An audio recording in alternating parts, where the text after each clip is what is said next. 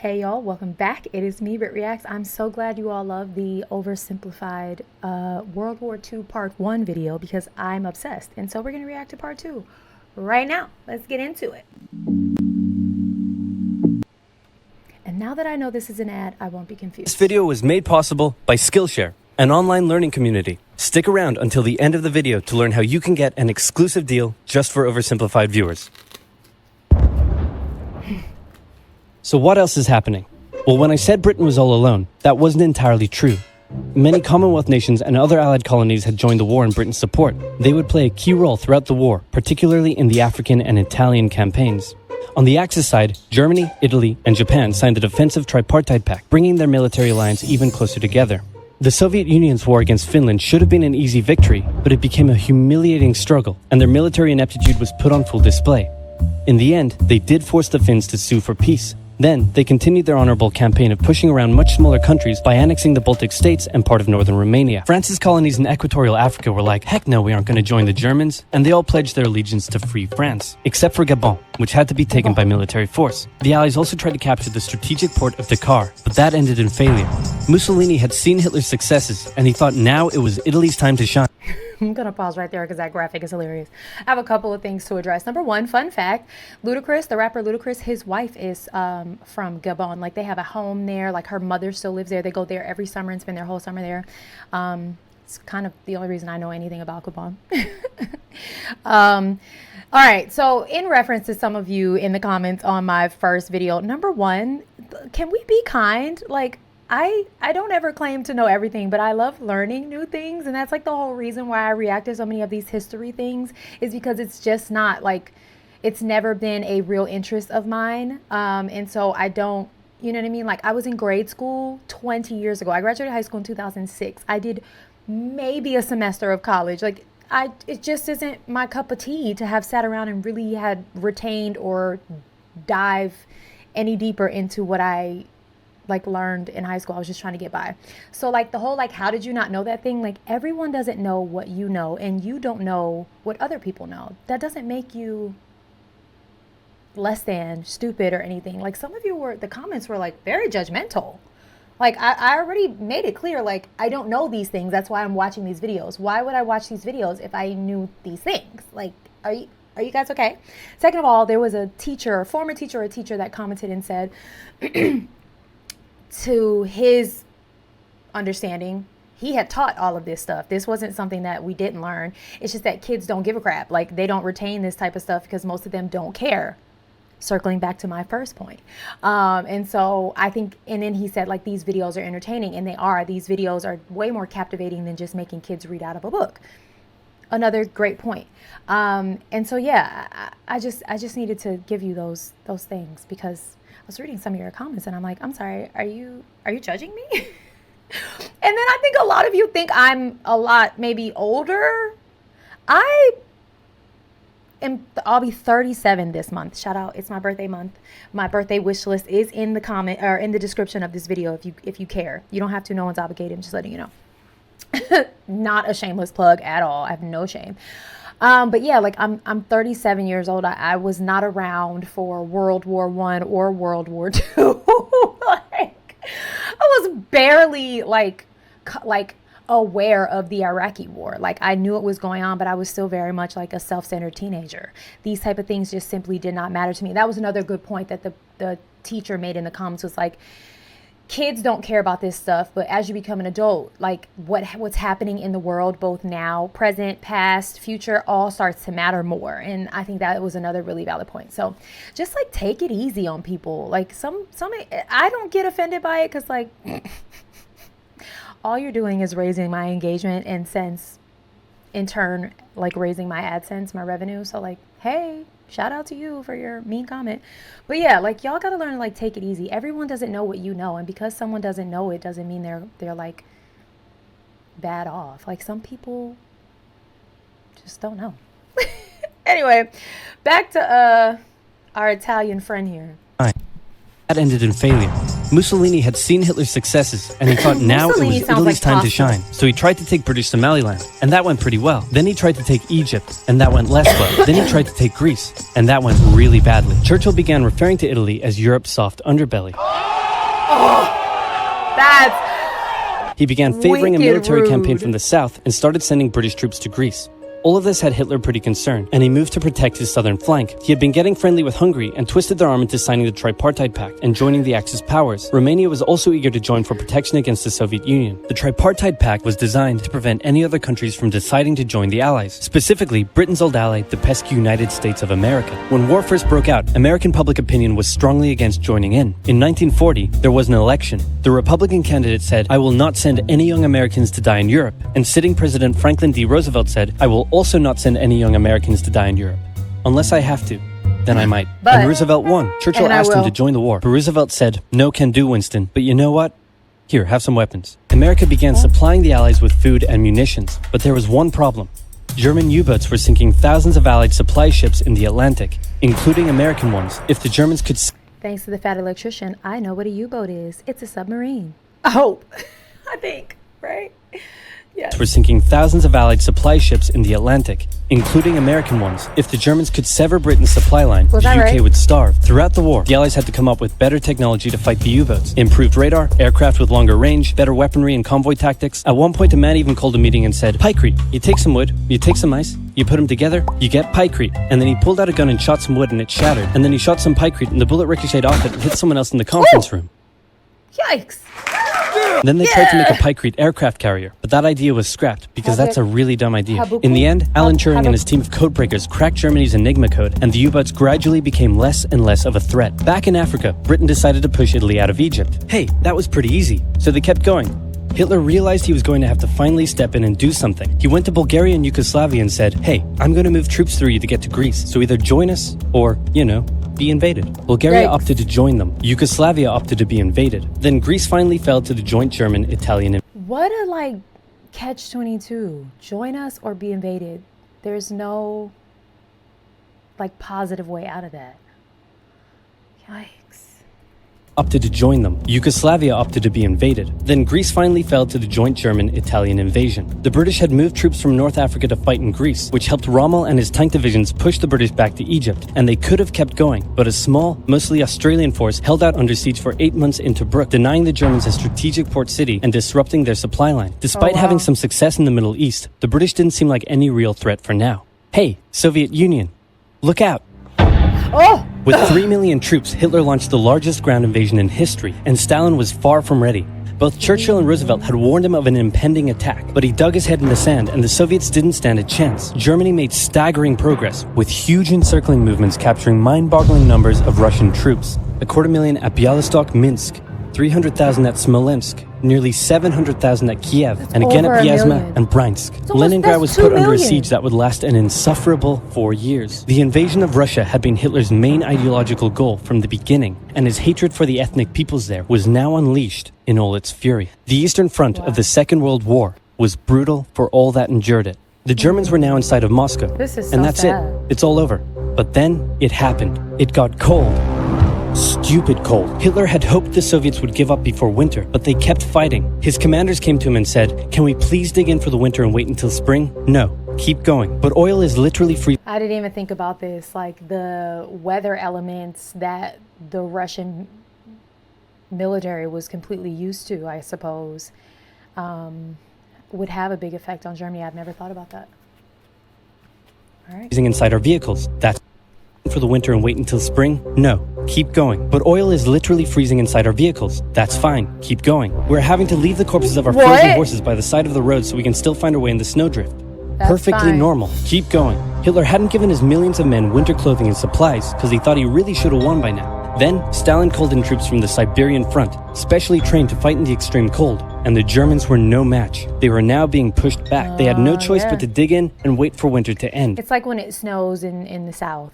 They have no, they're not prepared, and it happens enough that you feel like they should be, but I guess it's not in their state budget to have the salt in the trucks that you need in the South. And so every year when it snows in the South, or anytime it snows in the South, everything shuts down because people don't know how to drive on the ice. The roads are super icy because there's not enough trucks and salt and yada yada yada. It's the same thing. They just were ill prepared. And if you're going into a country where they live in these conditions, they train in these conditions, they're equipped for these conditions, you're going to undo all your work. Hitty boy, you're going to undo all your work.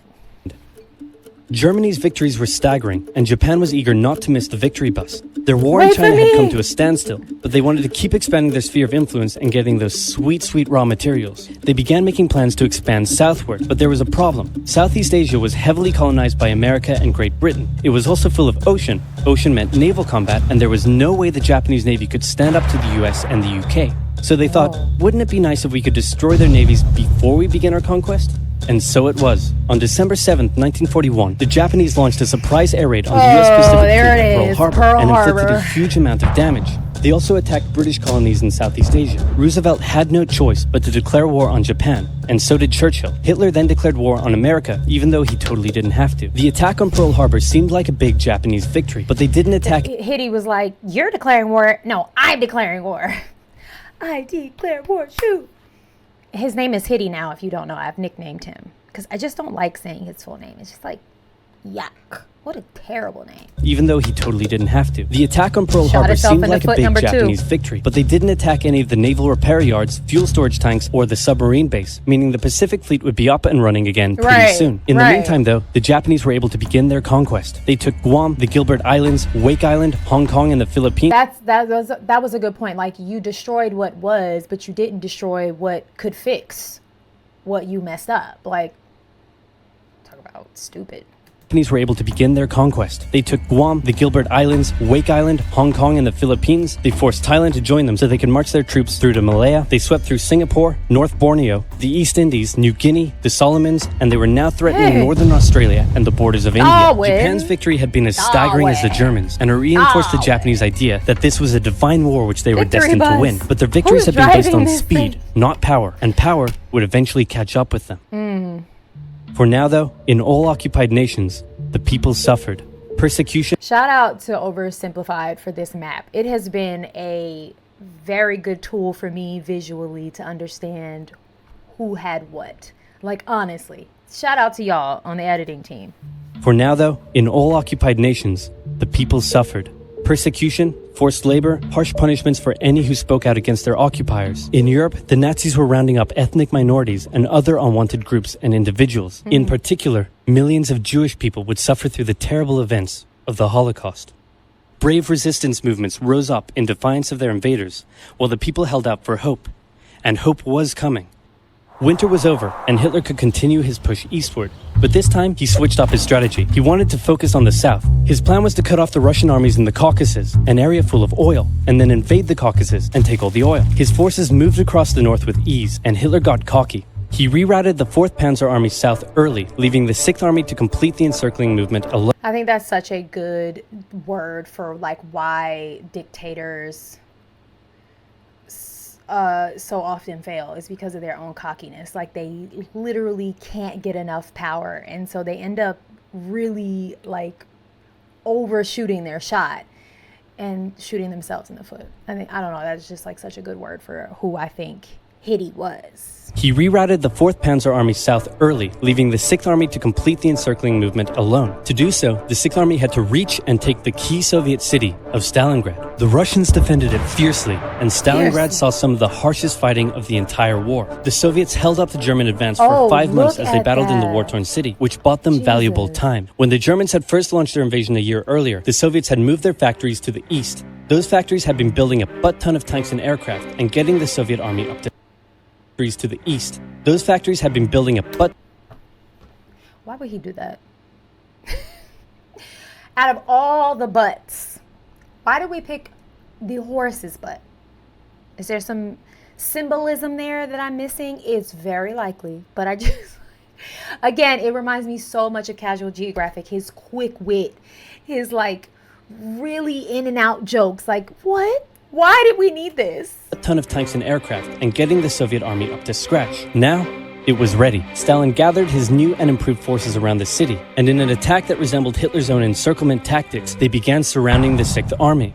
Hitler's commanders came to him and said, "Hey, maybe we should retreat." But Hitler said, "No, you stay." No. Third one. The entire Sixth Army was trapped and had to surrender. With complete air superiority, the Soviets started pushing westward. For Stalin, it was a resounding victory. For Hitler, an absolute catastrophe. Things also weren't looking too good for Hitler elsewhere. Sorry, Haiti. With America now in the war, Allied bombing over German cities reached devastating levels. In Africa, the British had pushed Rommel back again. Then they were pushed back again. And finally, after a decisive... Baghdad is not involved. Please, don't learn to take a joke. I was joking. It's a song that came to mind. All right, I'm understanding. I like that Outkast song, and it reminded me of that. In Africa, the British had pushed Rommel back again. Then they were pushed back again. And finally, after a decisive battle at El Alamein, and with American and British troops arriving in the west, the Germans and Italians were squeezed out of Africa. Japan was also already seeing its rapid success being turned around. They attempted to take the island of Midway, but the US Navy was ready for the attack, and they sank Japan's carrier. Actually, they sank a lot of them. It was a battle from which the Japanese Navy would never recover. British, Indian, and Chinese troops held the line in the harsh jungle terrain of Burma, and the Japanese suffered losses in the Solomon Islands and New Guinea. They began to realize that... Okay, I have another song that this is reminding me of. Does anyone know Mariah, the Scientist, her song right now that's like on the charts, it's like top of the charts, called Burning Blue? This is what this feels like. Burning blue, burning blue. It's like the whole map is now turning blue. Anyone? We don't have to talk about my singing. We don't have to talk about that. But if you know what I'm talking about, then you know. Like, oh. Okay, I'll shut up now. Jungle terrain of Burma, and the Japanese suffered losses in the Solomon Islands and New Guinea. They began to realize they were not invincible. With the Axis out of Africa, the Allies had to decide their next move. Churchill still wanted to attack from the south, while the Americans preferred a full sea invasion in northern France. All right, said the Americans, we'll do it your way. Allied forces successfully landed in Sicily and began moving north. They also carried out bombing raids over Rome. The thing was, many of the people in Sicily had relatives living in America, and they greeted the American troops quite warmly. With the war reaching home territory, most Italians just weren't that into it, and Mussolini was suddenly very unpopular. He was voted out by his own fascist Grand Council and was toppled from... They're like, Mussolini, we just want to eat pasta. Why are you doing this? That is my Italian accent. Thank you. Clap it up. Thank you. Thank you. Thank you. And Mussolini was suddenly very unpopular. He was voted out by his own fascist Grand Council and was toppled from power. Italy immediately began negotiations for surrender. Hitler wasn't surprised and had already sent reinforcements southward. In an operation he ironically called Operation Axis, German troops quickly disarmed Italian troops in the north. The Allies continued fighting the Germans up through Italy, but then winter set in, meaning mud, and everything slowed to a halt. All right, said the Americans, let's do it our way as well. Germany had made itself a lot of enemies, and millions of Allied troops had been gathering in England as factories worked around the clock producing the war material needed for a super crazy massive the likes of which the world has never seen before invasion of Europe. The Germans knew an Allied invasion would come, but they didn't know where it would land. Thanks to Allied deception tactics, they thought there was a pretty good chance it would come at Calais, but the Allies were really going to land in Normandy because it was less fortified and the beaches were nicer. Under the careful planning of General Dwight D. Is this like the work that, dang it, his name is slipping out of my mind. That electrician was telling us about the guy who was like both on the German side and the UK side, and he was like playing the Germans to make it think that he was a spy, and he was sending them to the wrong places. Does it work like that? That was keeping them from knowing where the Allied attack was going to hit? I may not remember like specific names, because like I barely remember my own children's names most Tuesdays, but like the information will stick if I'm interested enough. You know what I mean? You understand? Land in Normandy because it was less fortified and the beaches were nicer. Under the careful planning of General Dwight D. Eisenhower, the invasion that had been long in the making was just about ready to go. Just one thing was preventing the launch: the British weather. For a short while, everyone sat around waiting for a decent day, and then it came. On the night of June 5th, over 1,000 bombers took off and raided coastline defenses, while paratroopers were dropped inland in a bit of a chaotic operation, tasked with sabotaging defenses and capturing key bridges to stop any German reinforcements from reaching the beaches. Early the next morning, the barrage came, as Allied ships fired a huge number of shells at the German fortifications, and then the landing. The Americans at Utah and Omaha, the British at Golden Sword, and the Canadians at Juneau. It was a tremendous struggle with a great loss of life, particularly at Omaha, but the Allied troops captured the beaches and the landings were a success. Then they began their movements inland. They took the port of Cherbourg and the city of Caen. The Americans moved south to capture Brittnai. Then, in a massive disaster for the Germans, and the city of Caen, the Americans moved south to capture Brittnai. Then, to capture who? Inland. They took the port of Cherbourg and the city of Caen. The Americans moved south to capture Brittnai. Then, to capture who? Where is there a country called Brittnai? Is that what he said? Brittnai. Right? Brittnai? I heard it. Inland. They took the port of Cherbourg and the city of Caen. The Americans moved south to capture Brittnai. Then, in a massive disaster for the Germans, British and Canadian troops from the north and Americans from the south trapped the German 7th Army in a near wipeout encircling movement. In August, Allied troops landed in the south of France to little resistance. On one beach, all they found was a Frenchman handing out champagne. Paris was liberated, and the Germans were pushed out of France as the Allies entered Belgium. In the France and Italy really had no business. They really had no business. They're the two most chill countries. Like, people just want to eat, drink, and be merry. They really had no business. This man's like, champagne. Like, they don't want any smoke. They want no problems. Like, what? Paris was liberated, and the Germans were pushed out of France as the Allies entered Belgium. In the Far East, the Allies started to push the Japanese out of Burma, as the Americans launched a two-pronged offensive in the Pacific. In the south, General MacArthur led the push to liberate the Philippines, while General Nimitz oversaw the brutal island-hopping campaign. American forces had to make hard-fought landing after hard-fought landing on fiercely defended small islands as they moved steadily towards the Japanese mainland. The Japanese believed that the greatest thing a person could do was to die in battle, and the most dishonorable act was to surrender. As a result, they fought ferociously to the very end. And the closer the Americans got to the mainland, the more ferocious the resistance became. In February 1945, the Americans captured the island of Iwo Jima, and an intense firebombing campaign of Japan's wooden cities began. The Allies suffered some setbacks trying to liberate the Netherlands. Wooden cities, is that important because they would just catch fire really quickly? Is that why that's important? Wooden cities? I'm using context clues, not knowledge. Trying to gain some wisdom, okay? Japan's wooden cities began. The Allies suffered some setbacks trying to liberate the Netherlands, but they were making progress and were now threatening the industrial heartland of Germany. Hitler's health, both mentally and physically, was rapidly deteriorating. Things were looking bad, and he was desperate. He said, "We need to turn this thing around, and I'm just the trick." Remember a few years back when we blitzkrieged through the Ardennes and trapped the Allied forces in Belgium? Imagine, like, dying and you're still trying to just be an evil little troll. Like, your insides are ugly, and that's why this is happening to you, and you're still being awful. Got it. Well, I'm going to do the exact same thing. Got it, Hitty. Again, got it. He gathered his forces and tried to pound them through the Ardennes. He used up the remainder of Germany's strength and resources, and he managed to create quite a nice bulge. He also trapped some American forces in the Belgian town of Bastogne. The Germans sent the trapped Americans a message saying, "Surrender or be annihilated." When it was read out to the commanding officer, he said, "They want to surrender? No, sir, they want us to surrender." He didn't understand. And that's what they sent off as their official reply. General Patton's Third Army then managed to break the siege from the southwest, and the Germans were pushed back. Hitler's last-ditch He's like, there's no way. He must be saying they want to surrender, right? Third Army then managed to break the siege from the southwest, and the Germans were pushed back. Hitler's last-ditch attempt had failed, and what followed was a total collapse of the German forces. The Allies pushed into Germany from both sides. The Soviet Union took Warsaw and kept pushing to Berlin. In his bunker, Hitler realized all hope was lost. Berlin fell, and with it, Hitler's dreams of a great German empire. Two of the Axis nations had been knocked out, one to go. The Americans began their assault on Okinawa, the last island before they would reach the Japanese mainland. The desperate Japanese fought hard, launching kamikaze attacks on the US ships. The citizens of Okinawa suffered through the terrible fighting, but in 2 months, the island was captured. The Allies now had to make a choice. Either continue the devastating struggle up the Japanese mainland, or they could try to coerce the Japanese into surrendering now. So all of this, not because the Japanese had an equal amount of fight or weapons, but because they had the morale. Their mentality is what sustained them this long in this battle. Is that what I'm understanding? Like, it really wasn't about the planes, the boats, the weaponry. It was really that these people refused to go down fighting. Like, you're not taking over, you just got to unalive us. That's what I'm understanding.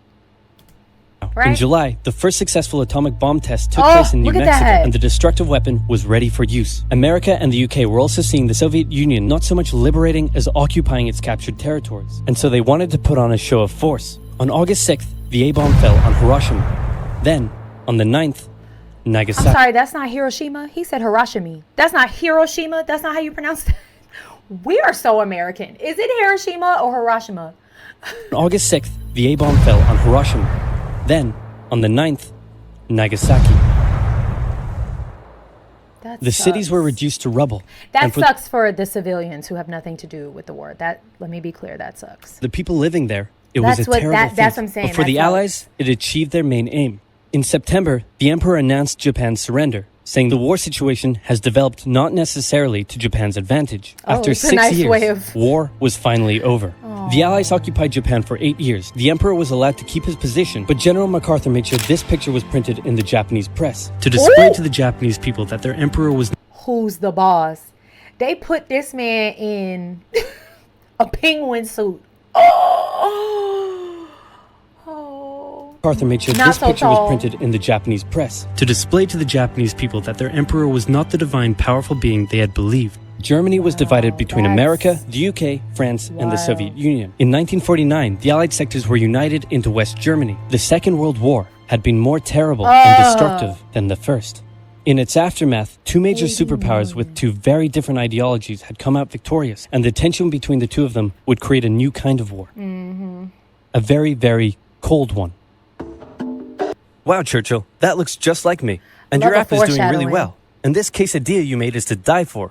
How'd you learn to do all this stuff? I used the link in the description to get 2 months of skill. All right, so next up we have the Cold War. That's Skillshare, all right, guys? We watched it on the last video. And because it's at the end, I think it's okay if I don't. Please don't be mad at me. Anyway, all right, on to the Cold War we go. I'm just gonna do what he tells me to do. Class is in session, and I'm a good student. All right, I enjoyed this. I hope you guys enjoyed it. Please answer any of my questions down below, and remember, like, be kind. I'm not a historian. All right, go and have the day you deserve. Bye.